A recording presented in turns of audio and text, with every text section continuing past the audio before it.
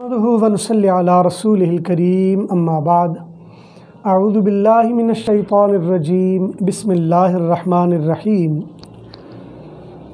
ویسے تو تاریخ میں بہت سارے اہل علم ایسے گزرے ہیں جو مظلوم بھی تھے، لیکن ان مظلوموں میں امام محی الدین ابن عربی رحمہ اللہ کا نام سر فہرست ہے۔ امام محی الدین ابن عربی رحمہ اللہ یہ 5ویں اور 6ٹھی صدی کے درمیان میں ان کا گزر ہوا ہے۔ ولادت ان کی ہسپانیہ میں تھی اور فوتگی آپ کی شام میں ہوئی ہے، اور مزار اقدس آپ کا شام میں ہے۔ امام محی الدین ابن عربی رحمہ اللہ تاریخ کے ان نابغہ روزگار افراد میں سے ہیں کہ جن کو اللہ تعالیٰ نے تصوف کے علم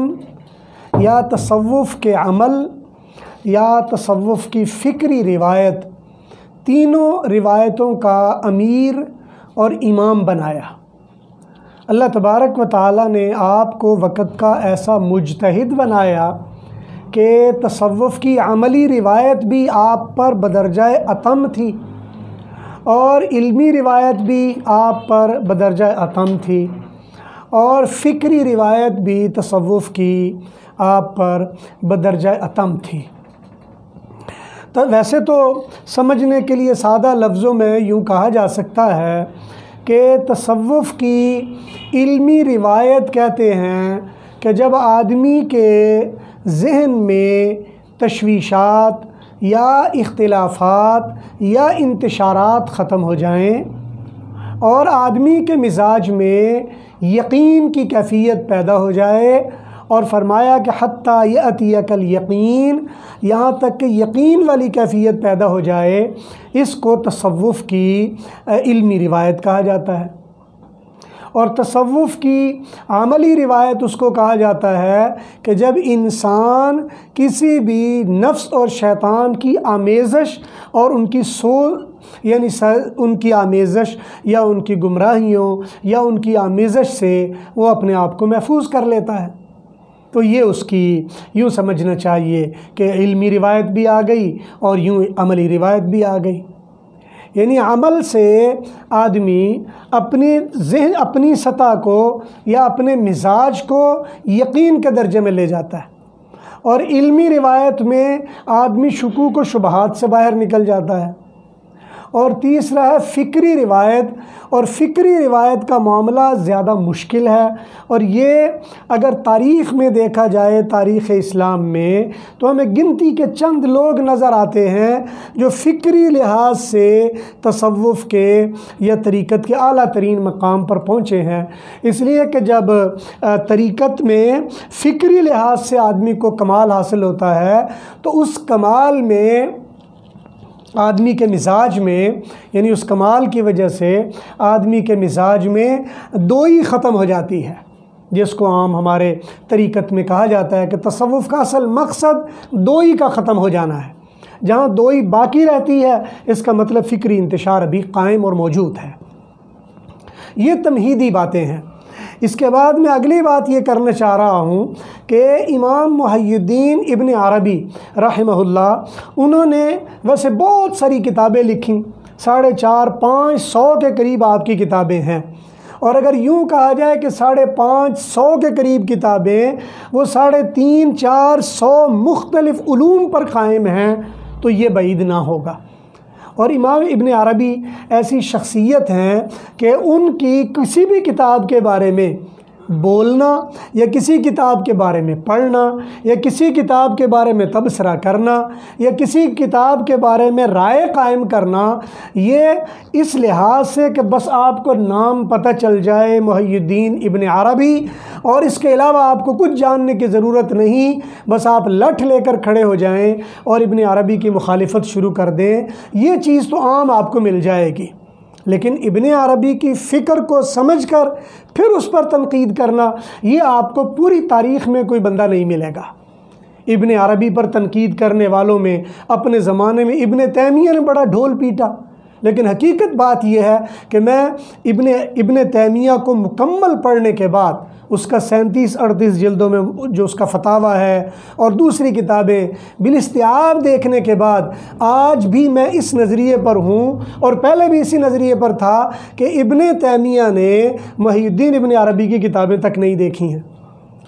اسی طرح ابن تیمیہ کے بارے میں ملا علی قاری نے بڑا ڈھول پیٹا، حالانکہ ملا علی قاری کی حدیثیت کے بارے میں بڑا اس کا قائل بھی ہوں اور مداح بھی ہوں، بلکہ جو امام حماد کی جو مسند ہے جس کو میں نے ایڈٹ کیا ہے اور اس پر جو حواشی ہیں وہ ملا علی قاری کے میں نے ان کے تقدس کی وجہ سے لگائے ہیں، اور بڑا میں ان کا علمی لحاظ سے فین ہوں۔ لیکن حقیقت بات یہ ہے کہ ملا علی قاری نے ابن عربی کی کتاب کوئی کھول کر دیکھی تک نہیں ہے۔ اسی طرح کی صورتحال حضرت مجدد الفسانی رحمہ اللہ کی ہے۔ حضرت مجدد الفسانی کے مکتوبات اگرچہ طریقت میں اپنی معرکۃ الآراء تصنیفات میں شمار ہوتے ہیں، لیکن جب وہ یہ کہتے ہیں کہ مارا نس بکارس نہ بفس بکارس، ہمیں نس چاہیے نہ کہ فس چاہیے، اور دوسری جگہ کہتے ہیں کہ ہمیں فتوحات مکیہ کے مل جانے کے بعد، فتوحات مدنیہ کے مل جانے کے بعد فتوحات مکیہ کی کیا ضرورت رہ جاتی ہے۔ اگر تو امام شیخ احمد علی سرہندی رحمۃ اللہ علیہ نے اس کی مطلب اشارتاً کوئی بات کہی ہے تو اس کا تو میں کچھ کہہ نہیں سکتا، لیکن اگر مراد ابن عربی لیا ہے تو ابن عربی کی فتوحات یا فصوص وہ دیکھ نہیں سکے ہیں۔ ورنہ حقیقت بات یہ ہے کہ محی الدین ابن عربی رحمہ اللہ ان کی جو فصوص ہے اس کی شرح کرنے والوں میں اہم ترین شرح وہ شرح ملا علی قاری ہے، جو اس وقت بھی میرے سامنے ہے اور جس کی یہ دیکھ سکتے ہیں آپ، یہ ملا علی قاری کی وہ شرح ہے جو یوں سمجھنا چاہیے کہ یہ وہی ملا علی قاری ہیں جنہوں نے یعنی شیخ عبد الرحمن احمد بن محمد الملقب بنور الدین، اور یہ تربت جام میں گزرے ہیں اور ان کے مزار پر بھی میری حاضری ہوئی تربت جام میں، اور وہاں بھی میں نے حاضری لگوائی۔ انہوں نے شرح جامی جو الکافیہ کی شرح ہے وہ بھی شرح کی، اور یہ فصوص الحکم کی بھی شرح کی ہے۔ اصل جو مسئلہ ہے آج میرے سامنے، یہ یوں سمجھ لیں کہ اصل مسئلے کی تمہید ہے۔ موجودہ دور میں تصوف کے منکرین نے ابن عربی کو اپنا بازیچہ اطفال بنانے کی کوشش کی ہوئی ہے، اور اس میں سر فہرست جناب محترم غامدی صاحب ہیں۔ غامدی صاحب کا پورا زور،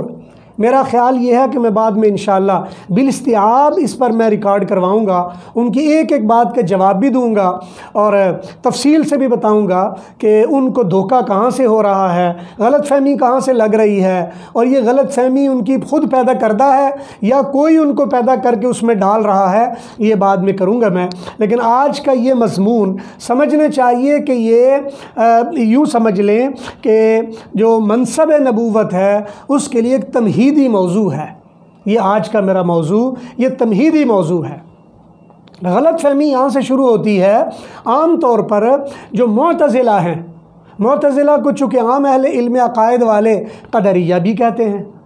اور قدریہ کا مطلب یہ ہوتا ہے کہ جو یہ سمجھتے ہیں کہ انسان اپنے کام میں خود مختار ہے، وہ جو چاہے کرے جو چاہے نہ کرے، وہ انسان کو مجبور نہیں سمجھتے۔ قدریہ کا نقطہ قدر سے لفظ سے سمجھ آ رہا ہے، وہ سمجھتے ہیں انسان اپنے کار خود مختار ہے، وہ جو چاہے کر لے۔ جبکہ دوسری طرف جو قدریہ کے مخالف ہیں اہل سنہ والجماعہ، ہمارے نزدیک بین الجبر والقدر ہے، ہم بین الجبر والقدر ہیں۔ اور ایک تیسرا طبقہ ہے جو جبریہ ہے، وہ کہتے ہیں انسان مجبور محض ہے، اس کے ہاتھ میں کچھ ہے ہی نہیں۔ اب یہ تین گروہ چلے آ رہے ہیں۔ کسی مجلس میں نے اس سے پہلے بھی عرض کیا کہ جبر اور قدر،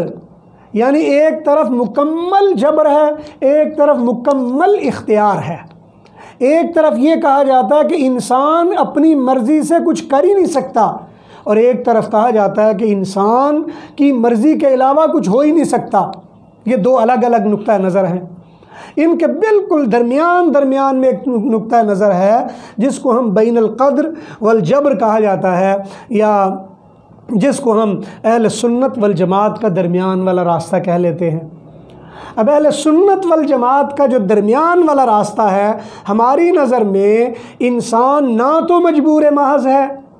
کہ اس کا زور چلے ہی نہ اور بس کوئی اس کے کان پکڑ کے جو مرضی اس سے کرواتا رہے، اور ہمارا نقطہ نظر یہ بھی نہیں ہے کہ انسان کے اپنے ہاتھ میں چابی ہے، وہ جو چاہے کرتا پھرے، کوئی اسے روکنے والا بھی نہ ہو، بلکہ ہمارے نزدیک اس کے درمیان میں ایک راستہ ہے جس کے بارے میں فرمایا کہ یدعوننا رغبا ورہبا، اللہ کو بلاتے ہیں ڈرتے ہوئے بھی اور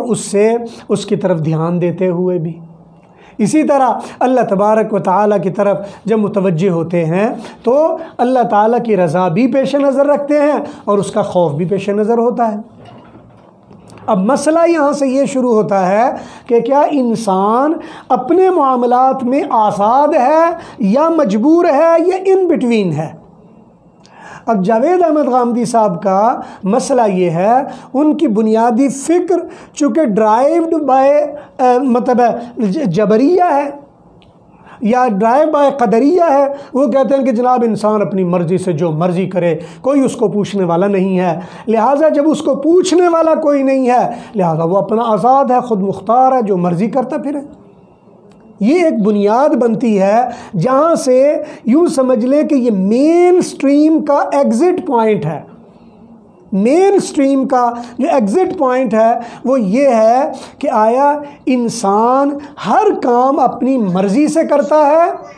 یا اس کے کام کے کرنے نہ کرنے کے بارے میں کوئی اور بھی کسی کا عمل دخل ہے؟ یہ بنیاد ہے اصل میں۔ اگر تو یہ آپ کی نظر میں یہ بات بیٹھ گئی ہے تو میں اگلی بات کر دیتا ہوں۔ اگلی بات یہ ہے کہ اللہ تبارک و تعالیٰ نے جتنے انبیاء، اولیاء، جتنے رہبر اور رہنما اس دنیا میں مبعوث فرمائے، ہر نبی، ہر ولی، ہر امام، ہر مصلح، ہر مجتہد، ہر مجدد اپنے وقت میں اپنے لوگوں کو سمجھانے کے لیے آیا۔ جب وہ اپنے وقت میں اپنے لوگوں کو سمجھانے کے لیے آیا اور لوگوں نے اس کی بات کتنی مانی اور کتنی نہیں مانی، جو بات انہوں نے مانی، آیا وہ بات وہی تھی جو اللہ نے کہی یا وہ بات تھی جو مجتہدین نے اپنی مرضی سے کوئی بات کہی ہے؟ یہ ہے پوائنٹ اصل میں اختلاف کا۔ اگر تو یہ کہا جائے کہ جو بندہ بھی ان مجتہدین، ان اولیاء، ان پارسا، ان صلحاء کے پیچھے چلتا رہا اور جو وہ کہتے رہے وہ اصل میں اللہ کی طرف سے کہتے تھے، لہٰذا یہ ان کی بات مان رہے تھے، ان کی بات نہیں، اصل میں اللہ کی بات مان رہے تھے۔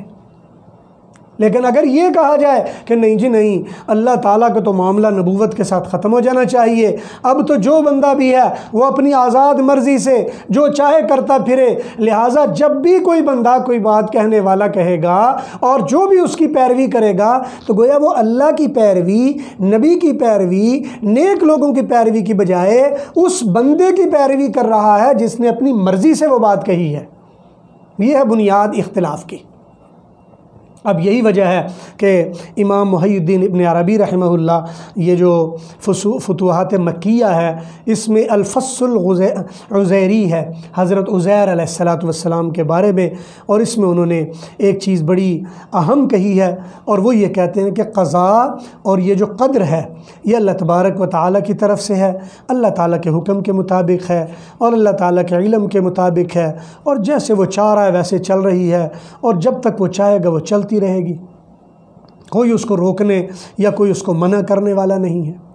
اس کے بعد انہوں نے دو پہلو بنائے، انہوں نے کہا کہ ایک ہے ولایت اور ایک ہے نبوت، ایک نبوت ہے اور ایک ولایت ہے،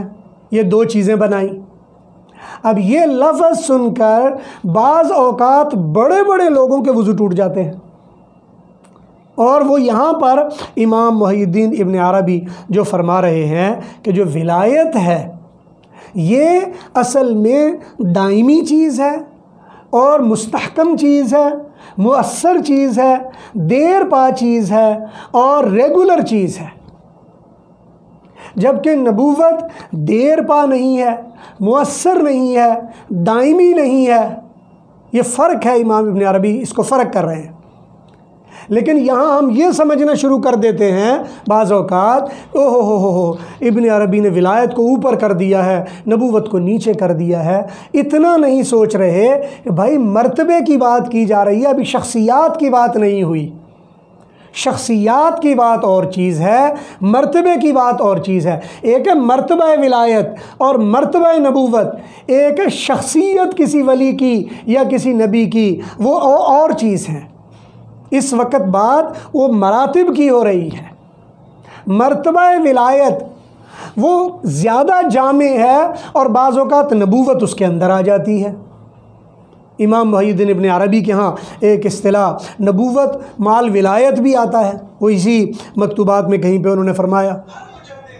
اس لیے وہ نبوت مال ولایت بھی لے آتے ہیں۔ اسی طرح نبوت بدون الولایت بھی ہوتا ہے۔ اس لیے یہاں پر تھوڑا سا ان کا میں آپ کے سامنے پڑھ دیتا ہوں برکت کے لیے۔ یہ میرے پاس جو شرح ہے ملا علی قاری کی شرح جامی فصوص الحکم کی، اور بیروت سے طبع شدہ ہے، اور یہ چھپی ہوئی ہے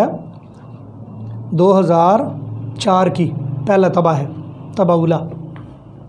صفحہ 211 ہے۔ فرماتے ہیں وَعَلَمْ أَنَّ الرُّسُلَ صلوات اللہ علیہم من حیث ہم رسل لا من حیث ہم اولیاء وعارفون على مراتب ما ہی علیہم اممہم فما عندهم من العلم الذي ارسلوا به الا قدر ما تحتاج الیہ امت ذلك الرسل لا زائدة ولا ناقصة۔ فرمایا کہ جب بھی کسی نبی کو ولایت کے بعد نبوت دے کر کسی قوم کی طرف بھیجا جاتا تھا تو وہ نبوت لے کر آنے والے وہ نبی وہی چیزیں نبوت کے لحاظ سے لاتے تھے جس کی اس وقت اس قوم یا ان لوگوں کو ضرورت ہوتی تھی، بس نہ اس سے کوئی چیز زیادہ ہوتی تھی نہ کم ہوتی تھی۔ اب وہ لوگ اگر اس بات کو مان لیتے تھے تو گویا کامیاب ہو جاتے تھے، اگر نہیں مانتے تھے گویا راندہ درگاہ ہو جاتے تھے۔ اب جو نبی ان کے لیے لے کر آتا تھا بس وہ اتنے پابند تھے کہ جتنے ان لوگوں کی ضرورت ہے، بس اس کے علاوہ کچھ نہیں۔ آگے فرماتے ہیں والامم متفاضلۃ یزید بعضها علی بعض، اور امتیں وہ درجہ بدرجہ مختلف ہوتی تھیں۔ کوئی نبی ہے جو خاص امت کے لیے ہے تو ان کے ساتھ ان کا معاملہ ہے، لیکن وقت گزرنے کے ساتھ وہ نبی کسی اور قوم کے ساتھ جاتا ہے تو معاملات مختلف ہو جاتے ہیں، کسی اور قوم کے پاس جاتا ہے تو معاملات دوسری طرح ہو جاتے ہیں، وہ معاملات بدلتے رہتے ہیں۔ اسی طرح اشارہ کیا گیا ہے کہ تلک الرسل فضلنا بعضهم علی بعض۔ اسی طرح فرمایا اللہ تبارک و تعالی نے کہ اللہ تعالیٰ نے اسی طرح مختلف علوم اور مختلف معارف اور مختلف درجات یہ انبیاء کو دیے، اور انبیاء لوگوں کو لے کر وہ ان کو سمجھاتے رہے اور بتاتے رہے اور دکھاتے رہے۔ اور پھر اسی طرح انبیاء جب اللہ تبارک و تعالی سے کوئی بات لیتے تھے وہ ایک خاص منہج میں ہوتی تھی، اور لا تأخذ علومها الا من الوحی الخاص الالہی، خاص وحی الہی ان کو ملتی تھی بس، اور اسی وحی الہی کے ذریعے جس کے لیے ان کا دل طے کیا جاتا تھا، اور یہ معاملہ سارا چلتا رہتا تھا۔ جبکہ اولیاء ان کا معاملہ بڑا مختلف ہوتا تھا، اولیاء اور چیز ہوتے ہیں۔ اسی لیے یہاں پر ایک جگہ پہ مختلف باتیں کرنے کے بعد جو خاص طور پر یہاں ایک جگہ فرماتے ہیں کہ وَعَلَمْ أَنَّ الْوِلَایَةَ هِيَ الْفَلَكُ الْمُحِيطُ الْعَام، کہ یہ جو ولایت ہے نا یہ محیط عام کا فلک ہے، یعنی ایسا دائرہ ہے جو پوری کائنات کا احاطہ کیے ہوئے ہے، اور خاص طور پر جو مختلف سلاسل کے لوگ مراقبات وغیرہ کر رہے ہیں یا کرتے رہتے ہیں، یہ جن کا یہ شعبہ ہے وہ یہ بات کو بڑی گہرائی سے سمجھ رہے ہیں کہ امام ابن عربی جو یہ جملہ کہہ رہے ہیں ان الولایۃ ہی الفلک المحیط العام، یہ محیط عام ہے، ولہذا لم تنقطع، لہذا وہ منقطع ہو ہی نہیں سکتا۔ البتہ وَلَهُ الْأَنْبَاءُ الْعَام، لیکن ان میں سے بعض کو نبوت بھی مل جاتی تھی، یعنی ولایت بھی اپنی جگہ پر ہے، لیکن اس ولایت میں تھوڑی بہت نبوت کا اگر کوئی معاملہ آ جاتا تھا تو پھر یاد رکھنا چاہیے، فرمایا وَأَنَّ نُبُوَّةُ التَّشْرِيعِ وَالرِّسَالَةِ فَمُنْقَطِعَةٌ، یہ نبوت تشریعی اور رسالت یہ منقطع ہو جانے والی ہے، لہذا ففی محمد صلی اللہ علیہ وسلم قد انقطعت، اور حضور کے زمانے میں تو نبوت ویسے ہی منقطع ہو گئی، فلا نبی بعدہ مشروعا او مشرعا لہ، کوئی تشریعی امور لانے والا یا تشریعی امور بنانے والا نبی، ولا رسول، اور نہ ہی کوئی آپ کے بعد کوئی اب رسول آ سکتا ہے، اور نہ ہی کسی رسول نے آنا ہے، یہ معاملہ ختم ہو گیا ہے، اب کسی اور کی ضرورت ہی نہیں رہی۔ اس کے بعد ولایت کی اہمیت کے حوالے سے مختلف آیات جو قرآن کریم میں مذکور ہوئی ہیں ان کا ذکر کرتے ہوئے فرمایا کہ اللہ تعالیٰ نے فرمایا واللہ ولی الذین آمنوا، اللہ ایمان والوں کے ولی ہیں، تو ولایت کے بارے میں بتایا ہے، نبوت کی اہمیت کو پیش نظر رکھتے ہوئے نہیں بتایا، حالانکہ نبوت اہم زیادہ ہے۔ ہونا یہ چاہیے تھا کہ اللہ نبأ الذین آمنوا، امام ابن عربی کا کہنا یہ ہے کہ نبوت فلک محیط ہے، ایک عام چیز ہے اور یہ ہر ایک کو شامل ہے، نبوت مخصوص ہے اور وہ لمٹ کر دی گئی ہے، لہذا فلم یبقى اسم یختص به العبد دون الحق بانقطاع النبوت والرسالت، لہذا نبوت اور رسالت وغیرہ اس کے منقطع ہو جانے کے بعد اب اس کا نام بھی باقی نہیں بچ گیا، اور جو چیز باقی بچ گئی وہ صرف ولایت کی ولایت ہی رہ گئی ہے۔ اس کے علاوہ ایک اور جگہ فرماتے ہیں ان الولی فوق النبی والرسول، کہ جو ولی ہوتا ہے یہ نبی اور رسول سے اونچا ہوتا ہے۔ یہاں بھی یہ بات ذہن میں رکھے، میں ابھی وضاحت کر چکا ہوں، یہاں ان کی مراد ہرگز یہ نہیں کہ خالی ولی، دیکھیں جہاں اللہ تبارک و تعالیٰ نے عام انسانوں میں ولایت کے مراتب پیدا کیے ہیں، اسی طرح انبیاء میں بھی ولایت کے مراتب ہیں، جس طرح انسانوں میں مختلف ولی ہیں اسی طرح انبیاء میں بھی مختلف درجات ولایت ہیں، جیسے قرآن کریم میں فرمایا فضلنا بعضهم علی بعض، ہم نے نبیوں کو بھی ایک دوسرے پر فضیلت دی، تو یہ فضیلت اصل میں وہی ولایت کے مختلف درجات کے لحاظ سے ہے، اور اسی لیے یہاں پہ یہ فرما دیا۔ لہٰذا یہ جو عام طور پر غلط فہمی میں ڈالا جاتا ہے اور لوگ اس غلط فہمی میں ڈل جاتے ہیں اور یہ سمجھنا شروع کر دیتے ہیں کہ یہ تو بہت بڑی گمراہی ہے کہ جناب ولی کو اونچا سمجھ دیا گیا، بھئی ولی وہ اونچا ہے جو ولی نبی ہے۔ مثال کے طور پر حضور اکرم صلی اللہ علیہ وسلم جہاں امام الانبیاء ہیں وہاں امام الاولیاء بھی ہیں۔ اسی طرح حضرات مشائخ جتنے بھی گزرے ہیں ہمارے، جتنے بھی دوسرے انبیاء ہیں جتنے ہمارے نظر میں، ان انبیاء کا بھی اگر مقام و مرتبہ دیکھا جائے، ہر نبی کا مقام و مرتبہ دوسرے سے بلند تر ہوتا چلا گیا ہے، لیکن مقابلہ اس نبوت منصب نبوت کے مقابلے میں نہیں، نبوت کے بعد ان میں جو ولایت کے لحاظ سے فرق آ رہا اس میں فرق ہے۔ اسی طرح اگر منصب رسالت ہے تو رسالت کے لحاظ سے فرق آ جائے گا، جیسے مثلا رسول ہیں جن کے بارے میں آتا ہے جی 300-400 کے قریب رسول ہے جن کو اللہ تعالیٰ نے کتابیں دی ہیں، اب ان میں ظاہر بات ہے ہر ایک کا درجہ ایک دوسرے سے مختلف ہوگا۔ تو یہ ہے، اب غامدی صاحب کا مسئلہ یہ ہے کہ وہ یہ سمجھ بیٹھے ہیں کہ جو بندہ جب وحی کا سلسلہ منقطع ہو گیا، نبوت کا سلسلہ بند ہو گیا، اب جو بھی بندہ کوئی بات کہہ رہا ہے وہ اپنے منہ سے اپنی ہانک رہا ہے معاذ اللہ، اور جو بھی کوئی بول رہا ہے وہ غامدی صاحب کی نظر میں وہ دین ہے اور وہ صحیح چیز ہے اور وہی جو کچھ ہے وہ ہے۔ غامدی صاحب کا نقطہ نظر یہ ہے کہ اللہ تبارک و تعالیٰ نے لوگوں کو ان کا سب کچھ رہنمائی کر کے، ان کو وحی دے کے، قرآن دے کے، نبی کو بھیج کے فارغ کر دیا ہے، اب یہ جو چاہیں کرتے پھریں، کوئی پوچھنے والا ان سے نہیں ہے۔ لہٰذا جب کوئی بندہ کہتا ہے کہ جناب یہ اللہ تعالیٰ نے مجھے بتایا ہے، تو غامدی صاحب کہتے ہیں یہ تو بہت خطرناک بات ہو گئی ہے، گویا یہ کہنا چاہ رہا ہے کہ میرے اوپر جبرائیل آ گئے ہیں۔ بھئی اہل سنت والجماعت کا منہج یہ ہے کہ ہم جب بھی کوئی کام کرنے لگیں، کوئی بات کہنے لگیں، کوئی عمل کرنے لگیں، ہمارا وتیرہ یہ ہے کہ ہم یہ کہیں کہ بھئی اللہ تعالیٰ کی طرف سے ایسے ہو گیا ہے۔ قرآن کریم میں بھی فرمایا قل کل من عند اللہ، آپ کہہ دیجئے کہ سب کچھ اللہ ہی کی طرف سے ہوتا ہے۔ سب کچھ اللہ ہی کی طرف سے ہو رہا ہوتا ہے۔ اب اللہ تبارک و تعالیٰ کی طرف سے اچھائی بھی ہو رہی ہوتی ہے، برائی بھی ہو رہی ہوتی ہے، ہم صرف اپنے عمل میں اپنے شوق، اپنے رغبت، اپنے دھیان کی وجہ سے اس کے اوپر گناہ یا نیکی کا لبادہ ڈال رہے ہوتے ہیں۔ اور ہمیں چاہیے کہ صرف ہم یہ تصور کو ذہن میں رکھ لیں کہ اللہ تبارک و تعالیٰ نے ہمیں قادر مطلق بنا کر پیدا نہیں کیا، ہم اللہ تبارک و تعالیٰ کی اسی طرح عبد ضعیف اور بندے ہیں، اس نے ہمیں پیدا کیا ہوا ہے اور اس کے احکامات کی تعمیل اور فرمانبرداری میں ہم آگے چلتے چلے جا رہے ہیں۔ یہ میری ابتدائی اور تمہیدی باتیں تھیں، اور میں انشاءاللہ کوشش کروں گا کہ